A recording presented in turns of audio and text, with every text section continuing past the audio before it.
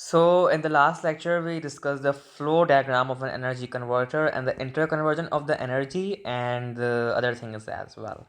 So, in today's lecture, inshallah, we will start efficiency and power topic और ये बहुत छोटे चैप्टर हैं सॉरी टॉपिक्स हैं और जो है obviously इसका जो पैराग्राफ है this is your homework to read क्योंकि ये जो चैप्टर है ना दरअसल मैं इसमें आपको रीडिंग के लिए ज़्यादा दे रहा हूँ क्योंकि इसमें जो है ना मतलब मोस्टली रट्टे वाली और रीडिंग वाली चीज़ें हैं इतना कोई कॉन्सेप्ट नहीं है as compare to the previous chapters we learn okay so efficiency क्या होती है efficiency of a system is the ratio of required form of energy obtained from a system as output to the total energy given to it as input ठीक है देखो किसी भी चीज़ की efficiency का मतलब क्या होता है मैं कहता हूँ कि कोई बच्चा एफिशिएंट है तो इसका मतलब क्या है वो बच्चा अच्छे काम में या फिर उसकी जो एफिशिएंसी है या उसकी जो एनर्जी है वर्ड की दैट इज एफिशिएंसी तो एफिशिएंसी आप उस तरह समझो उस चीज़ को तो most of the time efficiency जो है an ideal system is that which gives an output equal to the in total energy use by it in the other words is efficiency 100%। तो अब देखो बड़ा कॉन्सेप्ट समझो एक सिस्टम होता है आइडियल आइडियल मतलब जो कि रियल लाइफ में एग्जिस्ट नहीं करता रियल लाइफ में एग्जिस्ट नहीं करता not exist in the real life that is called the ideal system. तो आइडियल सिस्टम में क्या होता है जो आपका इनपुट होता है जो बच्चा इनपुट लगा रहा होता है अपना वही उसका आउटपुट होता है और ये दोनों इक्वल हो जाते हैं और ये इसकी एफिशिएंसी क्या होती है 100% होती है। तो कोई बच्चा क्या ऐसा हो सकता है जितना वो काम कर रहा है उतना ही उसका आउटपुट मिले फॉर एग्जाम्पल मैं पढ़ रहा हूँ तो मैं 100% मार्क्स लाऊंगा क्या पेपर में नेवर 100% कोई भी चीज़ नहीं होती इन केस दुनिया में। तो 100% कोई भी चीज़ जो होती है वो आइडियल सिस्टम में होती है सिर्फ आइडियल मतलब जो असल में होता नहीं है दुनिया के अंदर मगर जो नॉन आइडियल है यानी कि हमारी रियल लाइफ जो इसमें हम लोग आजकल रह रहे हैं हाँ इसमें एफिशिएंसी आप 97% हो सकती है इसमें एफिशिएंसी 99% हो सकती है इसमें एफिशिएंसी 88% हो सकती है। तो ये तो हमारी रियल लाइफ के सिनेरियोज हैं आप पेपर में नंबर्स लेते हो तो उसकी एफिशिएंसी कितनी होती है। फॉर एग्जांपल अगर मैंने केमिस्ट्री में 93 मार्क्स लिए तो that is my efficiency out of 100। तो 100 तो नहीं है ना मेरी एफिशिएंसी 93 यानी कि कुछ ना कुछ तो कमी है। So that is for the real life scenarios and that is called the non ideal efficiency. और आइडियल एफिशिएंसी में क्या होता है जितना इनपुट उतना ही आउटपुट और 100% एफिशिएंसी होती है। तो ये बात याद रखने की है। तो आई होप आप इसको समझ गए होंगे और आप इसको नोट कर सके होंगे अपने उसमें। तो असल में एफिशिएंसी की डेफिनेशन तो आपको याद करनी ही है this one efficiency of a system is a ratio. अच्छा अब इसको हम कैसे डील करेंगे देखो एफिशिएंसी को तो सबसे पहले ऐसे डिनोट करते हैं इस साइन से ठीक है। आपने एक एन बनाया और इस एन को जो है ना थोड़ा सा टेढ़ा करके बनाओ और इसमें से एक ये निकाल दो तो that is the symbol of efficiency. दोबारा बना लेते हैं तो एफिशिएंसी थोड़ा सा ये नीचे होना चाहिए efficiency of a system is the ratio of the required form of output जो आउटपुट मुझे चाहिए। अगर मैंने मेहनत की है तो मुझे इतना आउटपुट चाहिए कि मुझे 99% मुझे उसका आउटपुट मिले। तो वो आउटपुट मुझे चाहिए उसका रेशियो रेशियो का मतलब न्यूमरेटर ओवर और उसका रेशियो डिनोमिनेटर में हो डिनोमिनेटर में क्या हो टोटल इनपुट जो मैं दे रहा हूँ। तो एनर्जी यानी कि एफिशिएंसी की अगर मैं अपने डेफिनेशन में बनाऊँ ऐसी जो पेपर में नहीं लिखूँ अगर मुझे समझने के लिए आसान हो कि ऐसा रेशियो जो रिक्वायर्ड आउटपुट मैं दे रहा हूँ उसको न्यूमरेटर में लिख दूं और डिनोमिनेटर में जो मैं टोटल इनपुट एनर्जी दे रहा हूं that is called the efficiency. तो इसकी डेफिनेशन याद कर लो ठीक है। अच्छा परसेंट एफिशिएंसी क्या होती है वही फॉर्मूला है बस मल्टीप्लाई बाय 100 कर देना है। परसेंटेज में हमेशा हम हर चीज़ को मल्टीप्लाई बाय 100 कर देते हैं। इसी तरह इसका जो आपको ये चीज़ें याद करनी है ये भी याद करना है सब देखो हर चीज़ बुक की मैं तो कहता हूँ हर एक चीज़ जो है ना आपको याद करनी है और समझनी है। अच्छा अब इसके न्यूमेरिकल पर आ जाते हैं। सो हमारे पास एक न्यूमेरिकल है तो आइए उस न्यूमेरिकल को देखते हैं। A cyclist does okay a cyclist does 12 joules of useful work यानी कि इनपुट दे रहा है वो while pedalling his bike from every 100 joules of food energy which he takes what his efficiency. ठीक है तो अब ये बड़ा पैडलिंग का मतलब जो साइकिल के पैडल्स को हम चला के इससे साइकिल आगे बढ़ती है। अब हमें इसमें डाटा बनाना बड़ा मुश्किल होगा। बच्चा कहेगा यार ये इनपुट है 12 जूल या फिर 100 joule of food of energy input है। आओ देखते हैं। Useful work done by the cyclist, ये लिखा हुआ है ना आपके पास, ये यूजफुल वर्क, ये हेडलाइन कितना है 12 जूल्स, ठीक है। अच्छा, energy use by the cyclist, cyclist energy जो है यूज कितनी कर रहा है 100 जूल्स। अच्छा, अभी मैंने कहा जो वो इनपुट दे रहा है वो तो 12 जूल है, मगर यहाँ तो इनपुट 100 जूल है। कैसे, आओ उसको समझते हैं। देखो, अगर आप यहाँ से देखो, अ साइक्लिस्ट डज, वो कर तो रहा है 12 joules of useful work while pedalling, मगर from every 100 joules of food energy which he takes, takes का मतलब यहाँ पर आ गया टेक्स, टेक्स का मतलब इन, और इन से क्या निकलेगा input.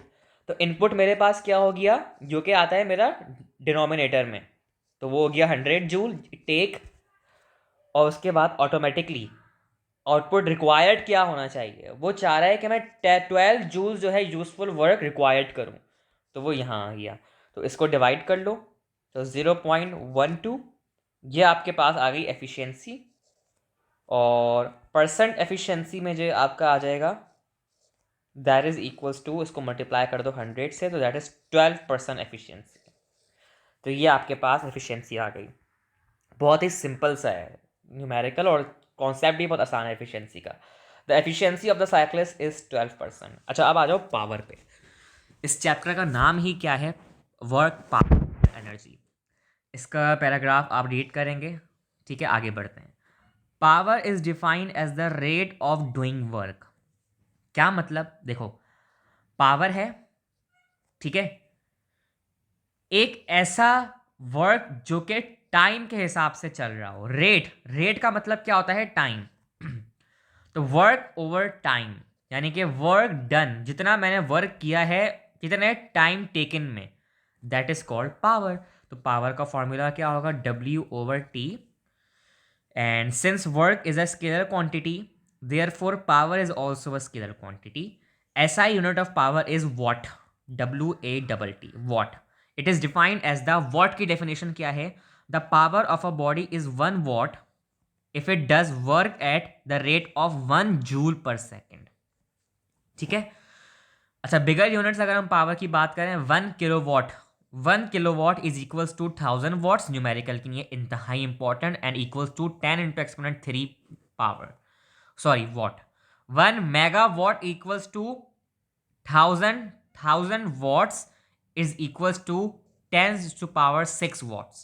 1 horsepower, most repeated MCQs in the paper, 1 horsepower is equals to 746 watts. तो ये भी आपको याद होना चाहिए।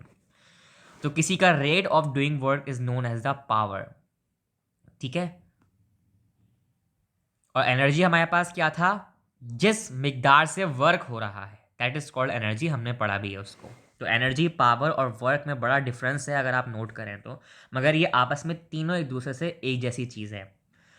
अ मैन टेक्स, अच्छा इनके यूनिट्स याद रखना, पावर के, वर्क के और एनर्जी के।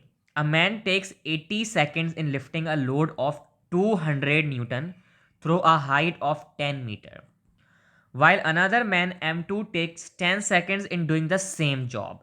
Find the power of each. थोड़ा मुश्किल न्यूमेरिकल है, मगर हम इसको समझ लेंगे कैसे, आओ इसको हम सॉल्व करते हैं। फोर्स हमें दी हुई है, उसने कितना लिफ्ट करने के लिए फोर्स लगाई, 200 Newton। टाइम, उसके हाइट क्या थी उसके पास, 10 मीटर। टाइम टेकन जो वन से फर्स्ट मैन ने लिया, ए मैन ने लिया, दैट इज 80 seconds, और टाइम टेकन जो दूसरे आदमी ने लिया, दैट इज 10 seconds। वर्क का फॉर्मूला पता है, W/F/D। हमें पावर के लिए वर्क मालूम करना है, तो F क्या है फोर्स और D क्या है डिस्टेंस। तो पावर, सॉरी, दोनों के लिए हमने वर्क एक जैसा निकालना है, तो 200 × 10 इक्वल्स टू 2000 जूल्स। तो हमारे पास दोनों के लिए वर्क आ गया, दोनों आदमी के लिए। Power of man 1 is equals to work done जो हमने किया था काउंट, 2000 जूल्स, और 1 मैन के लिए क्या सेकंड्स दिए हुए थे, 80 सेकंड्स। डिवाइड करोगे आंसर आएगा 25 जूल्स, जूल्स सेकंड इनवर्स। और पावर ऑफ अ मैन 2 अगर मैं बात करूं तो W/T यानी कि 2000 ओवर उसका टाइम टेकन 200 जूल्स पर सेकेंड, या फिर हम इसको कह सकते हैं 200 वॉट्स, क्योंकि पावर का यूनिट हमेशा वॉट्स में होता है। तो हम ये कह सकते हैं कि the power of a man one one is 25 watts, या वॉट की जगह हम जूल्स पर सेकंड लिख सकते हैं, मगर जूल्स तो आपका एनर्जी का यूनिट है, तो हमें पावर चाहिए, तो पावर के लिए 25 वॉट्स, पेपर में भी आप वॉट्स ही लिखेंगे, और मैन 2 की है 200 वॉट्स। ठीक है, तो इसी तरह ये वाला क्वेश्चन भी सॉल्व करते हैं।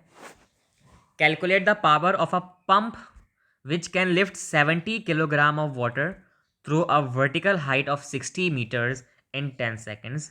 Also find the power in horsepower. Oh my god, very difficult. No, देखो मास ऑफ अ वाटर दिया हुआ है यहाँ पर 70 kg 70 किलोग्राम, ठीक है। हाइट दी हुई है 16 मीटर्स तक होनी चाहिए वर्टिकल हाइट, टाइम भी बता दिया 10 सेकंड्स होने चाहिए। फोर्स का फॉर्मूला क्या होता है, फोर्स किसके इक्वल होती है वर्टिकल हाइट में, वेट के, और वेट किसके इक्वल होता है, एम इंटू जी। तो मास इंटू ग्रेविटी की वैल्यू 10, 700 फोर्स न्यूटन आ गई, ठीक है। और वर्क डन का फॉर्मूला क्या होता है, फोर्स इंटू हाइट, तो फोर्स मेरे पास क्या है 700 और मल्टीप्लाई करा दूंगा मैं हाइट से, सॉरी 7 मीटर, तो मेरे पास वर्क कितना आ जाएगा, यहाँ पर वर्क आ जाएगा मेरे पास 11,200 जूल्स मेरे पास आ जाएगा वर्क। तो पावर का फॉर्मूला क्या होता है, W/T, ठीक है। तो 11,200 ओवर टाइम मेरे पास आ जाएगा 1120 जूल्स, मगर ये मेरे पास आ रहा है वॉट्स के अंदर और जूल्स के अंदर। क्वेश्चन में कहा गया है कि हॉर्स पावर में भी आना चाहिए, तो हॉर्स पावर का फॉर्मूला क्या होता है, 1 horse power is equal to 746 watts, होता है या नहीं होता। तो मेरे पास कितने वॉट्स आ रहे हैं, 1120 वॉट्स आ रहे हैं मेरे पास, और 1 हॉर्स पावर कितने किसके बराबर होता है, 746 के। तो मैं इन दोनों का डिवाइड करूंगा तो मेरे पास कितने हॉर्स पावर में आंसर आएगा, 1.5 हॉर्स पावर में आंसर आएगा मेरा। तो ये हमारे पास पावर का न्यूमेरिकल था। तो इस तरीके से हमने इसको डील किया, and I think here we have completed the chapter work power and energy. तो हम एस को चेक कर लेते हैं। सो वी हैव एस। अगर आप एस को रिव्यू करें तो आपके मेरे ख्याल में आपको जो खुद से करना है वो एस है 6.4 मेजर सोर्सेज ऑफ एनर्जी। उसमें ये सारी आपको चीज़ें करनी है, hydraulic electric generation solar energy, आपका होमवर्क मैंने दिया था, आपको बुक से ही मिल जाएंगी ये चीज़ें। अच्छा, state 3 basic concepts of mass energy equation is equal to MC²। ये 3 बेसिक्स तो मैंने आपको इसका कॉन्सेप्ट दिया था कि energy is related to the mass, number 1, value of C is 3 into exponent 8 meter per second, number 2, and this form of equation gives the interconversion of energy, number 3। तो ये 3 बेसिक कॉन्सेप्ट्स हो गए इसके, बाकी आप नेट से भी निकाल सकती हैं। Describe the process of electricity generation by drawing a block diagram of a process from fossil fuel input to electricity output, ही मैंने पढ़ा दिया फ्लो चार्ट डायग्राम में। List the environmental issues associated with power generation, ये तो आप खुद करेंगी क्योंकि ये सब आपके सर्चिंग वाले टॉपिक्स हैं, रिसर्च वाले, तो ये स्टूडेंट खुद करता है। अच्छा, एक बात मजे की बात, differentiate between non renewable renewable मैंने आपको होमवर्क दिया था। एक्सप्लेन कन्वर्जन ऑफ एनर्जी मैं पढ़ा चुका हूँ, फिलामेंट लैम्प से भी, पावर स्टेशन से भी, और व्हीकल ट्रैवलिंग से भी मैं पढ़ा चुका हूँ। Efficiency, so convert unit of power what into horse power, वो भी हम कर चुके हैं, वॉट को न्यूमरेटर में रखेंगे, हॉर्स पावर को डिनोमिनेटर में रखेंगे। Define unit of power and SI system, आपको पता है इसका यूनिट वैसे तो एसआई सिस्टम में किलो वॉट होता है। सॉल्व वर्ड प्रॉब्लम्स, अच्छा wait a minute, okay, so SI unit of power is watt, not kilowatt, is watt, okay. And solve word problems on the concept of power हम कर चुके हैं। Define power and write its formula, इतना easy है यार। अच्छा, efficiency हम कर चुके हैं, define efficiency of a working system, वो आपको पैराग्राफ रीड करना होगा। Calculate the efficiency of an energy conversion using the formula, वो भी हम कर चुके हैं। और explain why system can not have an efficiency of 100%, मैं ये बता चुका हूँ, और ये पैराग्राफ में भी मिल जाएगी आपको। क्यों, क्योंकि in ideal system efficiency is 100%, but in non ideal system efficiency is not 100% because energy losses, some energy is lost, some amount of energy is lost, and that's why we cannot have 100% efficiency. तो ये आप मेरा lecture अपने notes में लिख सकते हैं, और रीज़न रीज़न लिखेंगे आप, पूरे नंबर मिल जाएंगे आपको इंशाल्लाह। बाकी आप खुद भी रिसर्च कर सकते हैं। तो आई अल्हम्दुलिल्लाह हम फिज़िक्स के 6 चैप्टर्स कंप्लीट कर चुके हैं। केमिस्ट्री में भी हमारा तकरीबन 5 चैप्टर कंप्लीट होने वाले हैं। नेक्स्ट लेक्चर में इंशाल्लाह 5th चैप्टर स्टार्ट करेंगे, और 7 चैप्टर रहता है हमारा फिज़िक्स में, और 8 रहता है, और 9 रहता है। 3 चैप्टर्स रहते हैं हमारे। और केमिस्ट्री में भी आई थिंक इतने ही रहते हैं, 4 से 5, मगर क्योंकि फरवरी के एंड में हमें सिलेबस कंप्लीट करना है, so we have almost 15 days, यानी कि 2 वीक्स। तो इंशाल्लाह 2 वीक्स में हम कर लेंगे, मुझे पूरी उम्मीद है, क्योंकि जिस तरीके से हम चल रहे हैं ना, बड़ी फास्ट वर्किंग के साथ, आई होप हम कर लेंगे। सो इसका टेस्ट होगा वर्क पावर एनर्जी का, मैं आपको स्केड्यूल भेज दूंगा।